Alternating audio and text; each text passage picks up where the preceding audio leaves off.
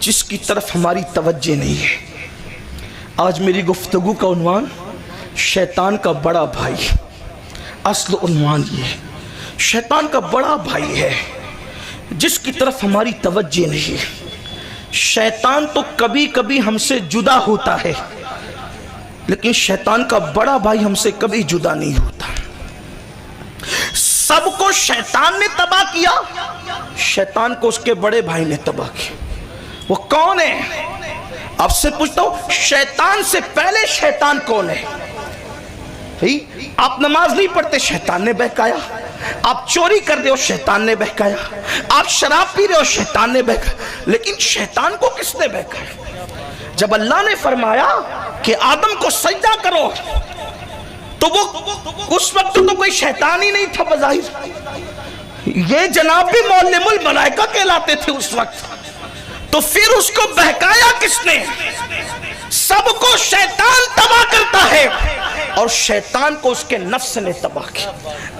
وَاسْتَكْبَرَ وَكَانَ مِنَ الْكَافِرِينَ قرآن کہتا ہے، اور تکبر کیا، کافروں میں سے ہو گیا۔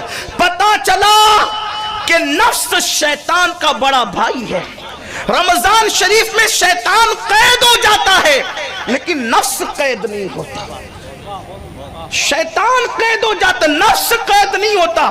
ورنہ جب شیطان قید ہو گیا تو پھر مسلمانوں کے محلے میں جھگڑا کون کرواتا ہے؟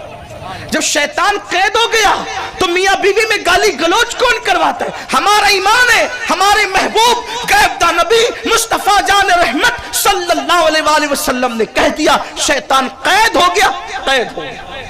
اب ہم نے کوئی تعویل نہیں کرنا۔ اہل فن جانے اس کی تعویل، اہل عشق کا عقیدہ تو یہ ہے محبوب نے کہہ دیا سو کہہ دیا۔ تمہارے منہ سے جو نکلی وہ بات ہو کے رہی۔ حضور نے کہہ دیا قید ہے، شیطان قید ہے۔ لیکن پھر گناہ کون کرواتا ہے؟ شیطان قید ہوا ہے، نفس قید نہیں ہوا ہے۔ اب پتہ چلا شیطان کھلا پھرے ہمیں کوئی نقصان نہیں اگر نفس قید ہو جائے۔ جن کے نفوس قید ہو جاتے ہیں، جن کا نفس امارہ قید ہو جاتا ہے، پھر شیطان اس کا کچھ بگاڑ نہیں پاتا۔ اور اللہ اکبر، اللہ کے رسول صلی اللہ علیہ وآلہ وسلم نے حنین سے پلٹتے ہوئے فرمایا تھا کہ پلٹو رجعنا جہاد الاصغر الی الجہاد الاکبر، پلٹو چھوٹے جہاد سے بڑے جہاد کی طرف، او کما قال صلی اللہ علیہ وآلہ وسلم۔ اب حنین کی جنگ کو حضور نے کہا چھوٹا جہاد، کہا چھوٹے جہاد سے ہم بڑے جہاد کی طرف پلٹ رہے ہیں۔ تو چھوٹا جہاد حضور نے جس کو کہا حنین کی جنگ کو، حالانکہ جنگ حنین بڑی خطرناک تھی، صحابہ کے قدم اکھڑ گئے تھے، بڑی شہادتیں ہوئی جنگ حنین میں، حتیٰ کہ حضور علیہ السلام اپنے دلدل پر خود ہی جو ہے دشمنوں کو پیچھے ڈھکیل رہے تھے۔ صحابہ نے کہا یا رسول اللہ، حنین کی جنگ چھوٹا جہاد، بڑا جہاد، جب چھوٹے کا یہ حال ہے کہ گردنیں اڑی، شہداء کو ہم نے دیکھا تڑپتے ہوئے، اب بڑا جہاد کیا ہے؟ تو میرے نبی نے فرمایا جو دشمن سے لڑ رہے تھے وہ چھوٹا جہاد تھا، اب اپنے نفس سے لڑنا یہ بڑا جہاد۔ اسی لیے جو دشمن کی تلوار سے شہید ہوتا ہے اسے شہید کہتے ہیں۔ جنگ کرے، جو نفس سے جنگ کرے، قدرت اسے مرتبے بڑے دیتی ہے۔ اب پتہ چلا کہ یہ نفس ہے، نفس خواہشات، انسانی خواہشات، بس اسی پہ گفتگو مکمل ہوگی۔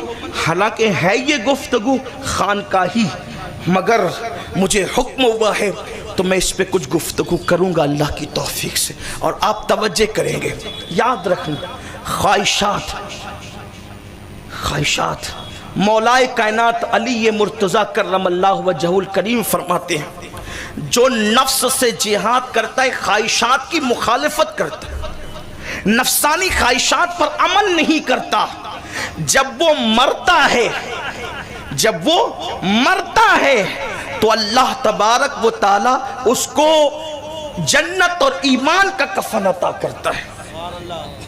اللہ تعالیٰ اس کو جنت اور ایمان کا کفن عطا کرتا ہے، اور اس کو ایمان کی زمین میں اور جنت کی زمین میں دفن کیا جاتا ہے۔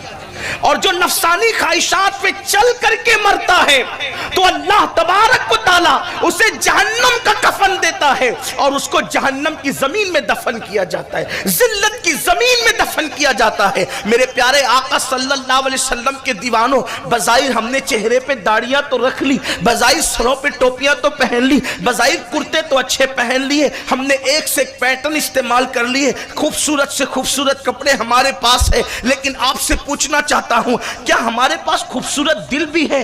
ایسا کوئی دل ہمارے پاس ہے جس میں نفسانی خواہشات نہ ہو؟ قرآن تو کہتا ہے وہ کامیاب ہو گئے، قد افلح من تزکا وذکر اسم ربہ فصلی۔ نماز سے پہلے قرآن کنڈیشن لگاتا ہے جنہوں نے نفسانی خواہشات سے اپنے دلوں کو پاک کیا، اللہ کا ذکر کیا، نمازی بنے، اللہ نے انہیں کامیابی عطا کی۔ پتا چلا نماز سے پہلے نفسانی خواہشات کو پاک کرو، دلوں کے اندر یہ نفسانیت جو ہے، آئیے تھوڑا اس پہ توجہ کرتے ہیں اور ہم سب اپنا احتساب کرتے ہیں، اللہ کرے کسی دل میں بات اتر جائے۔ یاد رکھنا نفسانی خواہشات دل میں جنم لیتی ہے تو پھر سجدے بھی کام نہیں آتے، سجدے بھی برکت، سجدوں کی برکتیں بھی نہیں ملتی۔ اقبال کہتے ہیں جو میں سر بسجدہ ہوا کبھی تو زمین سے آنے لگی صدا، جو میں سر بسجدہ ہوا کبھی تو زمین سے آنے لگی صدا، تیرا دل تو ہے صنم آشنا، تجھے کیا ملے گا نماز میں، یہ جو دل کے اندر گناہوں کے بت بٹھا رکھے ہیں۔ ہاں ہاں اللہ اکبر، سر پہ ٹوپی رکھ کر کے سجدہ کیا، جیسی مسجد سے نکلا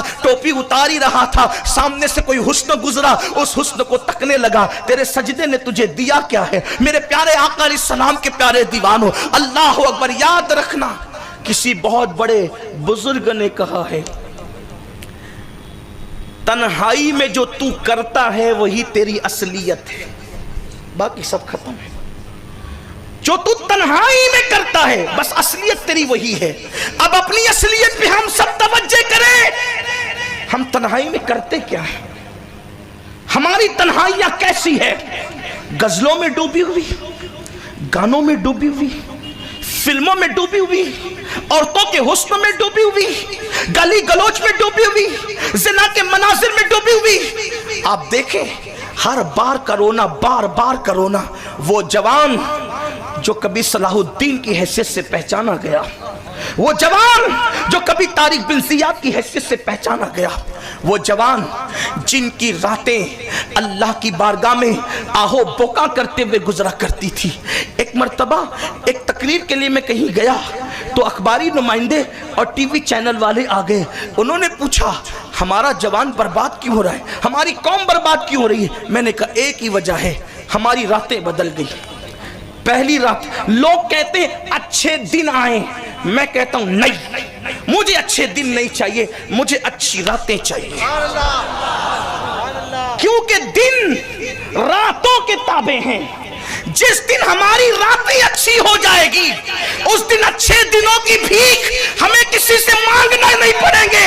راتیں تم اچھی کرو، قدرت تمہارے دل خود بخود اچھے کرو۔ نعرہ تکبیر، مجھے اچھے دن نہیں چاہیے، مجھے اچھی راتیں چاہیے۔ میں جانتا ہوں جس دن راتیں اچھی ہوگی، راتیں اچھی تمہیں بنانا ہوگا۔